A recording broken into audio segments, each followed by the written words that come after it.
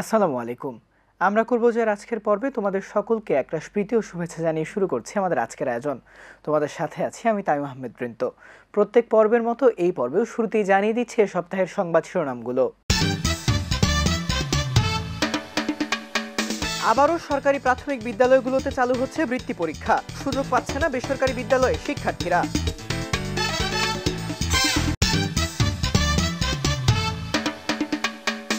মাত্র ৮ বছর বয়সে রোবট উদ্ভাবক পেয়েছে আন্তর্জাতিকভাবে স্বীকৃতি।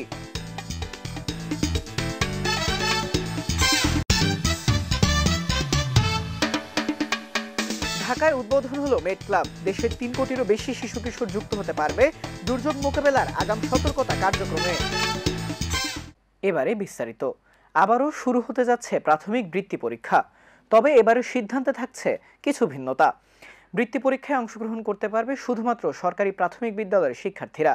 বেসরকারি বিদ্যালয়ের শিক্ষার্থীরা এই সুযোগ থেকে বঞ্চিত হচ্ছে। অভিভাবক ও শিক্ষাবিদরা মনে করছেন এই সিদ্ধান্ত শিক্ষার্থীদের মধ্যে বৈষম্য তৈরি করতে পারে এবং সমান সুযোগ নিশ্চিত করতে পারবে না। বিস্তারিত জানাচ্ছে মোহাম্মদ মোবারক হোসেন। প্রাথমিক শিক্ষা সমাপনী পরীক্ষা স্থগিত থাকার পর শিক্ষার্থীদের মেধা যাচাই ও উৎসাহ দেওয়ার উদ্দেশ্যে পুনরায় চালু করা হচ্ছে প্রাথমিক বৃত্তি পরীক্ষা। তবে শুধুমাত্র সরকারি বিদ্যালয়ের শিক্ষার্থীদের অন্তর্ভুক্ত করার সিদ্ধান্ত ঘিরে তৈরি হয়েছে নতুন বিতর্ক। জাতীয় প্রাথমিক শিক্ষা একাডেমি ন্যাপ থেকে পাঠানো চিঠিতে জানানো হয়েছে বাংলা, ইংরেজি ও গণিত বিষয়ে ১০০ নম্বর করে, আর বাংলাদেশ ও বিশ্ব পরিচয় এবং প্রাথমিক বিজ্ঞান বিষয়ে ৫০ নম্বর করে পরীক্ষা হবে। ৫ বিষয়ে মোট ৪০০ নম্বরের এ পরীক্ষা অনুষ্ঠিত হবে ২.৫ ঘন্টার মধ্যে। তবে কেবল সরকারি বিদ্যালয়ের শিক্ষার্থীদের অন্তর্ভুক্ত করায় ক্ষোভ প্রকাশ করেছেন বেসরকারি প্রতিষ্ঠানের প্রধানরা। শুধু সরকারি বিদ্যালয়ের শিক্ষার্থীদের অন্তর্ভুক্ত করার সিদ্ধান্তকে যৌক্তিক মনে করছেন না তারা। প্রাইমারি সেকশনে প্রায় 90% শিক্ষার্থী বেসরকারি বিদ্যালয়, কিন্ডারগার্টেন এইসব বিদ্যালয়গুলিতে তারা লেখাপড়া করছে, কিন্তু সরকারের যে সিদ্ধান্ত 90% শিক্ষার্থীকে বাদ দিয়ে মাত্র 10% শিক্ষার্থীকে নিয়ে বৃত্তি পরীক্ষা, এটা কতটুকু যুক্তিসঙ্গত, এটা আমি মাননীয় শিক্ষা উপদেষ্টা তার কাছে প্রশ্ন রাখতে চাই। সরকারের এমন সিদ্ধান্তে ক্ষোভ প্রকাশ করেছেন অভিভাবকরাও। তাদের প্রশ্ন, একই দেশে একই পরীক্ষায় কেন থাকবে বৈষম্য? সেন্ট্রাল একটা জায়গা থেকে এটা কন্ট্রোল করা উচিত, মানে এটা সরকারি হোক প্রাইভেট হোক। যেহেতু আমরা যখন স্টুডেন্ট লাইফ ছিলাম, তো আমরা কিন্তু ক্লাস 5 প্রাথমিক বৃত্তি পরীক্ষা যেটা আমরা দিয়ে আসছি। সরকারি এক খাত যাবে, বেসরকারি আরেক খাত যাবে, এটা তো হলো না। একরকম থাকলে তাহলে জিনিসটা বেটার হয়।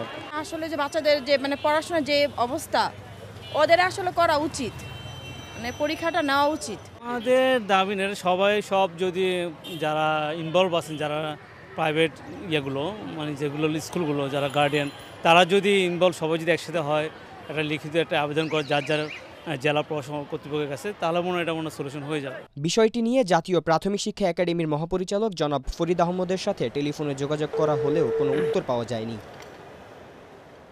আসসালামু আলাইকুম। জি, আমি মোবারক বলছিলাম এটিএন বাংলা থেকে। স্যার, ফোন দিয়েছিলাম স্যার একটা বিষয় জানার জন্য। স্যার, সম্প্রতি হচ্ছে আপনারা একটা করেছিলেন যে বৃত্তি পরীক্ষা শুরু করা নিয়ে আবার। বৃত্তি পরীক্ষা তো শুরু হবে। স্যার, এইটা নিয়ে আর কি একটা রিপোর্ট করছিলাম, যার জন্য একটু স্যার আপনার থেকে জানতে চাচ্ছিলাম একটা বিষয়। স্যার, যেহেতু আপনারা বলেছেন যে সরকারি প্রাইমারি স্কুলগুলোতে শুধু বৃত্তি পরীক্ষা শুরু করা হবে এবং বেসরকারি এর আওতাভুক্ত নয়, এখন স্যার বেসরকারি প্রতিষ্ঠানের শিক্ষার্থী এবং অভিভাবকদের একটা অভিযোগ যে কেন আপনারা এই সিদ্ধান্তটা নিলেন, বেসরকারিকে কেন আলাদা করলেন? স্যার, এই ব্যাপারে যদি একটু বলতেন। না, এই ব্যাপারে আমার বলার বিষয় না, এটা জানতে হবে, এটা আমার ন্যাপের বিষয় না।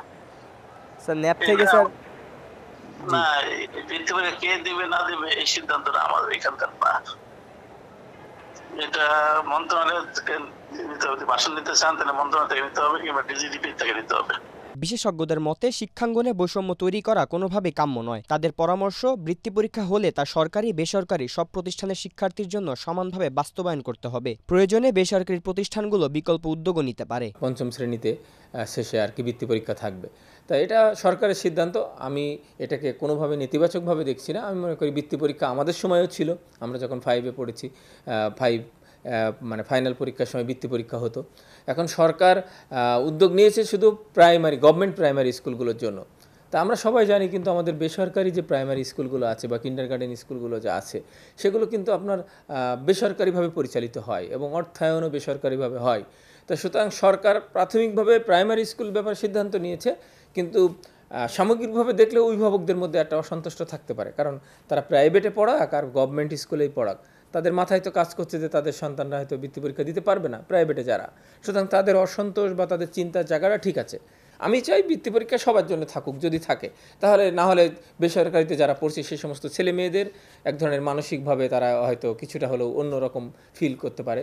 এক্ষেত্রে বলবো যেহেতু প্রাইমারি স্কুলগুলো, ওই গভর্নমেন্ট বেসরকারি প্রাইমারি স্কুলগুলো তারা একটা আলাদাভাবে চলে, তারা যদি নিজেরা কোনো অর্গানাইজেশন গঠন করে, মানে এখন প্রত্যেকটা থানাভিত্তিক তাদের একটা অর্গানাইজেশন আমার জানা মতো হয়তো আছে, 100% বলতে পারছি না, তাহলে ওই অর্গানাইজেশন থেকে কিন্তু তারা উদ্যোগ নিতে পারে। মনে করেন বেসরকারি প্রাইমারি স্কুল অ্যাসোসিয়েশন, সেই অ্যাসোসিয়েশন থেকে কিন্তু ওই স্থানীয় যে আমাদের সরকারি যে শিক্ষা প্রশাসন আছে, মনে করেন থানা শিক্ষা অফিস বা থানা সহকারী শিক্ষা অফিসার যারা আছেন বা শিক্ষা অফিসার যারা আছেন, তাদের সাথে কথা বলে তাদের সমন্বয় করে তারা হয়তো কোনো অর্গানাইজেশনের মাধ্যমে তারা নিজেরাও এটা চালু করতে পারে। আমার মনে হয় এটা চালু করা সম্ভব। প্রাথমিক বৃত্তি পরীক্ষা নিয়ে শিক্ষাক্ষেত্রে নতুন প্রশ্ন তৈরি হয়েছে। সরকারের সিদ্ধান্ত কি শিক্ষার্থীদের জন্য সমান সুযোগ নিশ্চিত করতে পারবে, নাকি বৈষম্যের নতুন দ্বার খুলবে, সে উত্তর জানতে অপেক্ষা করছেন সংশ্লিষ্টরা। সরকারি প্রাথমিক বিদ্যালয়গুলোতে আবারও শুরু করা হচ্ছে বৃত্তি পরীক্ষা, তবে এই সুবিধার বাইরে রয়ে গেছে বেসরকারি প্রাথমিক বিদ্যালয়ের শিক্ষার্থীরা। বিশেষজ্ঞরা বলছেন, স্বাধীন দেশে শিক্ষা নিয়ে এই ধরনের বৈষম্য মেনে নেওয়া সম্ভব নয়। এর ফলে ক্ষতিগ্রস্ত হতে পারে অনেক মেধাবী শিক্ষার্থী। মোহাম্মদ মোবারক হোসেন, আমরা করব জয়, এটিএন বাংলা, ঢাকা। খেলনা আর গল্পের বই, এই তো শিশু বয়সের স্বাভাবিক সঙ্গী, কিন্তু মাত্র 8 বছরের আরিয়াত্তি সেই বয়সেই লিখেছে এক অনন্য গল্প। নিজের স্বপ্ন আর মেধা দিয়ে বানিয়েছে এমন এক রোবট যা শুধু খেলনা নয়, মানুষের কাজে লাগতে পারে কার্যকর প্রযুক্তি হিসেবে। ছোট্ট এই অর্জনের ভেতরেই লুকিয়ে আছে আগামী দিনের বিশাল সম্ভাবনা। বিস্তারিত জানাচ্ছে সাবিহা আঞ্জুম পৌশী। খেলনা আর রঙিন গল্পের বয়সেও কেউ যদি বিশ্বমঞ্চে দেশের নাম উজ্জ্বল করে, তাহলে সেটা নিঃসন্দেহে এক অনন্য ঘটনা। মাত্র 8 বছর বয়সী রোবট তৈরি করে বিশ্বজয় করেছে বাংলাদেশের ছোট্ট মেয়ে আরিয়াত্তি।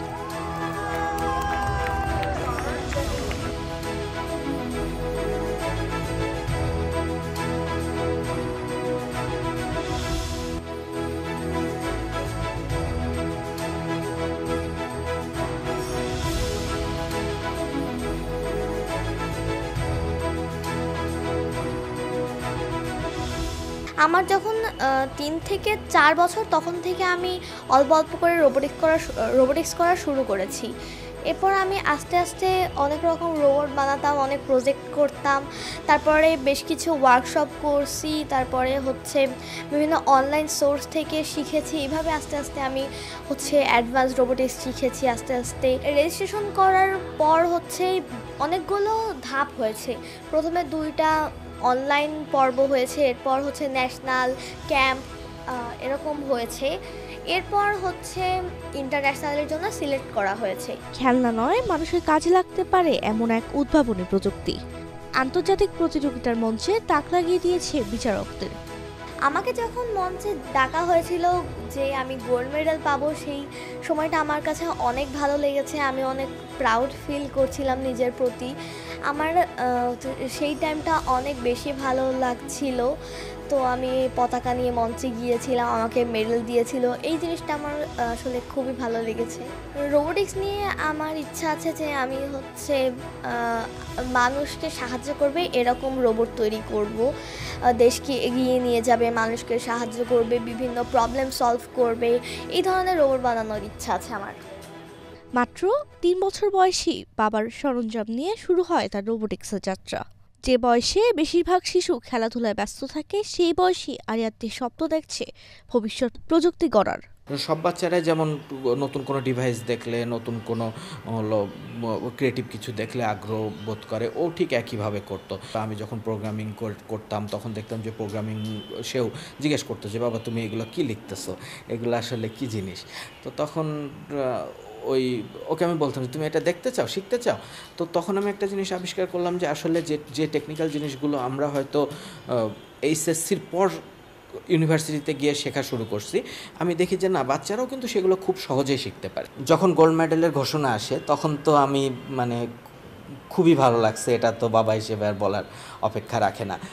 তো আমি জানতাম যে আমার মেয়ে বেশ ভালোই করবে, কারণ সেই সময় কোচ বা যারা মেন্টর ছিলেন তারা অনেক বলতেছিলেন যে আপনার মেয়ে ভালো করবে। তো ওখান থেকে যখন পুরস্কারের জন্য ঘোষণা করা হয়, ও পাশাপাশি একটা সিলভার মেডেলও পাইছে গোল্ডের পাশাপাশি। তো আমার তো মানে খুবই ভালো লাগছে, এবং যখন বাংলাদেশ বাংলাদেশ করে সবাই চিল্লাচ্ছে তখন আমি বুঝতে পারলাম যে আমার মেয়ে আসলে শুধু আমার মেয়ে নাই, সে সারা বাংলাদেশের হয়ে গেছে। মায়ের অনুপ্রেরণা ও ভালোবাসাই আরিয়াত্তির প্রেরণা, তাই তো মেয়ের স্বপ্ন পূরণে পাশে থাকতে চায় সারা জীবন।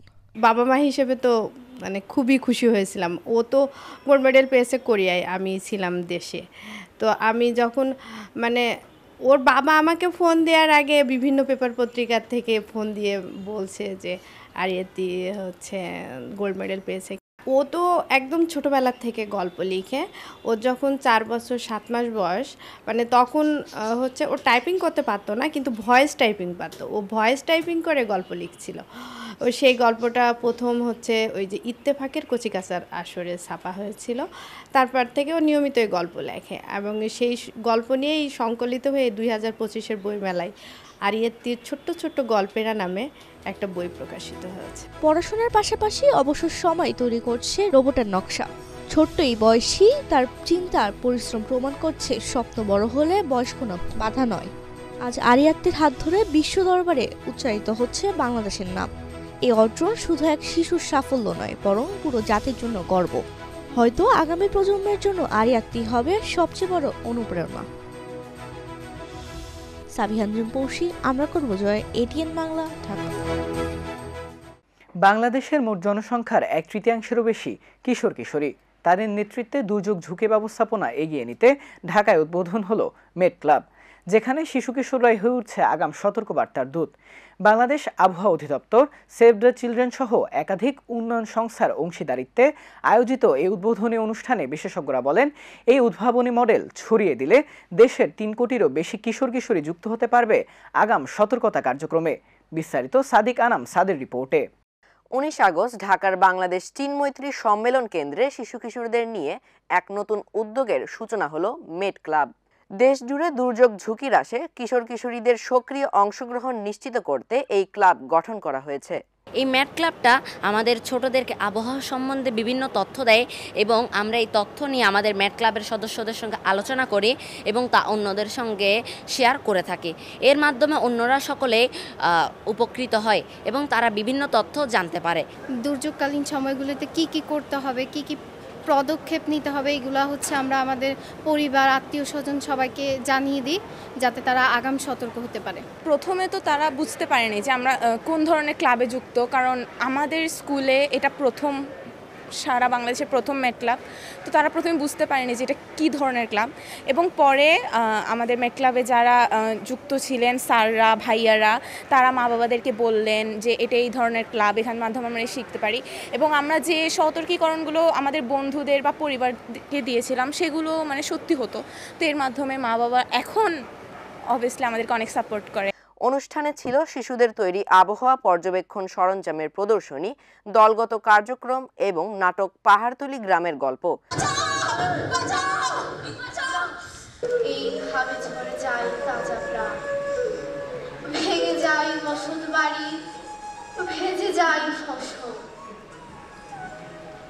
মাটিতে পড়ে থাকে নিথর দেহ, যেখানে দেখানো হয়েছে কিভাবে মেড ক্লাবের সদস্যরা তাদের সম্প্রদায়ে দুর্যোগ আগে ও পরে সচেতনতা বৃদ্ধি করছে। আবহাওয়া অধিদপ্তর রুট লেভেলে আবহাওয়া সম্পর্কিত ইনফরমেশন দেয়, কিন্তু সেই ইনফরমেশন রুট লেভেলে কার্যকারিতা লাভ করে না। সেই ইনফরমেশনকে রুট লেভেলে কার্যকর করার জন্য প্রয়োজন হচ্ছে কিছু কর্মী, কিছু শ্রমিক, কিছু স্টুডেন্ট প্রয়োজন। এই যে বাচ্চারা এই রুট লেভেলে এই আবহাওয়া অধিদপ্তরের ইনফরমেশনটাকে কার্যকর করে তোলে। আমি খুবই অভিভূত ইফসার বাস্তবায়নটা দেখে। আমি আসলে আজকে এখানে অভিভাবক হিসাবে আসতে পেরে নিজেকে খুব গর্বিত মনে করি। আমি ম্যাড ক্লাবকে ধন্যবাদ জানাই, পাশাপাশি সেভ দ্য চিলড্রেন। অনুষ্ঠানে প্রধান অতিথি হিসেবে উপস্থিত ছিলেন প্রতিরক্ষা মন্ত্রণালয়ের সচিব মোহাম্মদ আশরাফ উদ্দিন। তিনি বলেন, মেড ক্লাবের মাধ্যমে শিশুদের নেতৃত্বের দক্ষতা গড়ে উঠছে।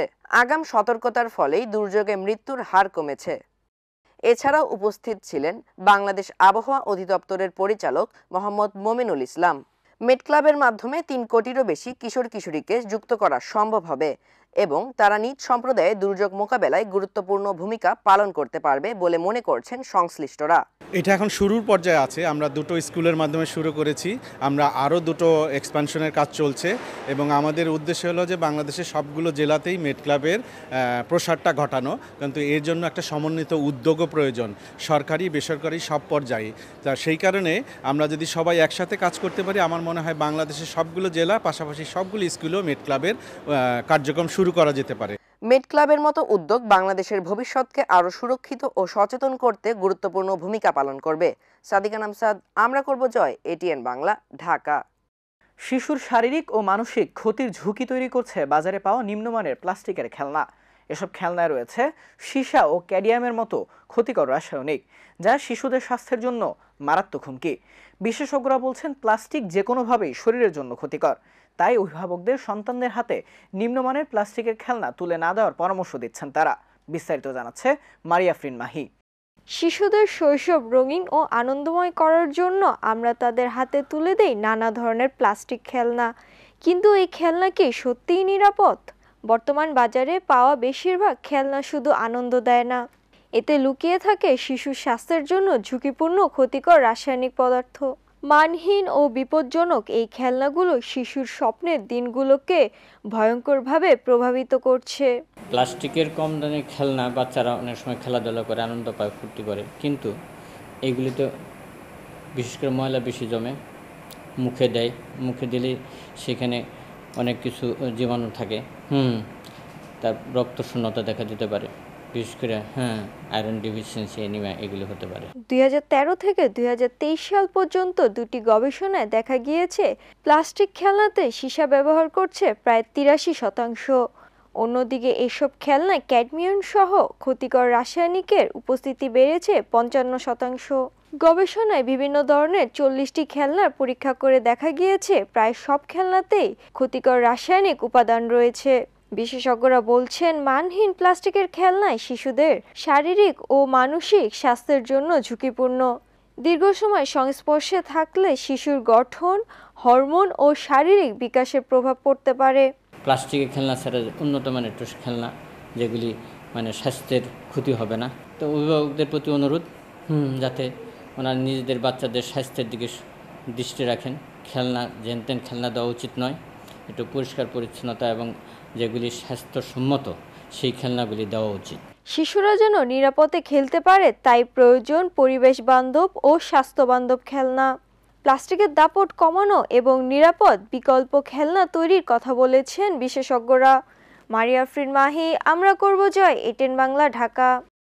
গত 16 আগস্ট অনুষ্ঠিত হল কোস্টাল ওয়েলফেয়ার অ্যাসোসিয়েশন আয়োজিত ফজরের যোদ্ধা ক্যাম্পেইনের পুরস্কার বিতরণী অনুষ্ঠান। শিশু কিশোরদের সুশৃঙ্খল জীবন ও ধর্মীয় অনুশাসনের প্রতি আগ্রহী করে তুলতে এটি ছিল এক ভিন্ন ধর্মীয় উদ্যোগ। বিস্তারিত রওশন আমিন রুহির রিপোর্টে। সালাত মুমিনের জান্নাতের চাবি। আল্লাহর কাছে সবচেয়ে বড় আনুগত্যের মাধ্যম এই সালাত। সালাতই পারে মানুষকে পৌঁছে দিতে বেহেশতের দরজায়। আর তাই শিশু কিশোরদের সালাতে উৎসাহিত করতে রাজধানীতে কোস্টাল ওয়েলফেয়ার অ্যাসোসিয়েশন নিয়েছে এক ভিন্ন ধর্মীয় উদ্যোগ। রাজধানীর শাহজাহানপুরের ঝিলপাড় মসজিদে আয়োজিত এই ক্যাম্পেইনে অংশ নেয় 40 জন শিশু কিশোর। তবে শর্ত পূরণ করতে সক্ষম হয় 16 জন। টানা 40 দিন জামাতে ফজরের নামাজ আদায় করায় বিজয়ীদের হাতে তুলে দেওয়া হয় সাইকেল। কে কত আগে আসবে, দেখা গেলো যে নামাজ ছিল 4:45-এ, তারা 4:30-এ এসেই দেখি আমার আগেই তারা হাজির হয়ে যেত। এবং প্রত্যেক দিন আমরা এটার হাজিরা শিট ছিল, প্রত্যেক দিন আমি নিজে এটা হাজিরা নিয়ে এভাবে আমরা প্রোগ্রামটা শেষ করেছি। প্রোগ্রাম শুরু হয়েছিল 1 মে 2025-এ, এবার 40 দিন পরে আমরা এটা ক্লোজ করতে পারছি, আলহামদুলিল্লাহ। আপনার এই প্রতিযোগিতার মাধ্যমে মুসলমানদেরকে কি বার্তা দিতে চেয়েছেন? আমার এই প্রতিযোগিতার মাধ্যমে মুসলমানদের একটা বার্তাই বলতে চাই যে সকল দেশবাসীর প্রতি আহ্বান, আপনারা আসুন, সবাই আমরা যেন বাচ্চারা নামাজ পড়ে এবং যাদের উপরে নামাজ পড়ো তারা যেন 5 ওয়াক্ত নামাজ বাসায় নয়, জামাতে, এবং সবচেয়ে চ্যালেঞ্জিং যেটা আমরা ফজরের নামাজটা পড়তে পারি না, সেই নামাজটা অন্তত আমরা মসজিদে এসে পড়ি, সেটাই আমার সকলের কাছে আহ্বান। এই ছোট্ট শিশু কিশোররা সাইকেল পেয়ে আনন্দিত হলেও তারা বলছে সাইকেল পাওয়াই তাদের কাছে আসল উদ্দেশ্য ছিল না। শুধু জামাতের সঙ্গে সালাত আদায় করে আল্লাহর অশেষ সওয়াবের অংশীদার হতে চায় তারা। আজকে তুমি পুরস্কার পাইলা, তোমার কেমন লাগতেছে? আমি সত্যি কথা বলতে ভাবতে পারিনি আমি আসলে পুরস্কার পাবো। আমার কাছে খুবই আসলে ভালো লাগছে। এইভাবে আগে কখনো এরকম কম্পিটিশনে পার্টিসিপেট করছো? না, আমি এই ধরনের কোনো কম্পিটিশনে পার্টিসিপেট করিনি, এটা আমার ফার্স্ট টাইম। তুমি যে একটা 40 দিন নামাজ পড়লা, ফজরের নামাজ পড়লা, তোমার কষ্ট হয় নাই আসতে পড়তে এরকম? হ্যাঁ, একটু কষ্ট হয়েছে, কিন্তু আমার মা আমার বাবা আমাকে অনুপ্রেরণা দিয়েছে, সেই জন্য আমি এটা কমপ্লিট করতে পারছি। আমি এই কম্পিটিশন থেকে অনুপ্রেরণা পেলাম যে 5 ওয়াক্ত নামাজ 5 দিনে 5 বার মহান আল্লাহ তাআলার কথা মনে করিয়ে দেয়। এটি অশ্লীল কাজ, অশ্লীল ও খারাপ কাজ থেকে বিরত রাখে। আগে কখনো এরকম কম্পিটিশনে পার্টিসিপেট করছো? বলতে গেলে না। এখন যে প্রাইজ পেলা কেমন লাগতেছে? খুব ভালো। এই আয়োজন পরিবর্তন করেছে শিশু কিশোরদের অভ্যাস ও আচরণ। অভিভাবকেরাও বলছেন নিয়মিত সালাতে সন্তানদের আগ্রহ দেখে তারা আনন্দিত। প্রতিদিন আমি ভোরবেলা আমার ছেলেকে নিয়ে আমি প্রতিদিন মসজিদে যেতাম এবং সেও খুব উৎসাহিত ছিল এবং আমার খুব ভালো লাগছিল যে এই 40 দিন নামাজ পড়ার মাধ্যমে সে ভবিষ্যতে সে অনেক এভাবে রেগুলার নামাজ পড়তে পারবে।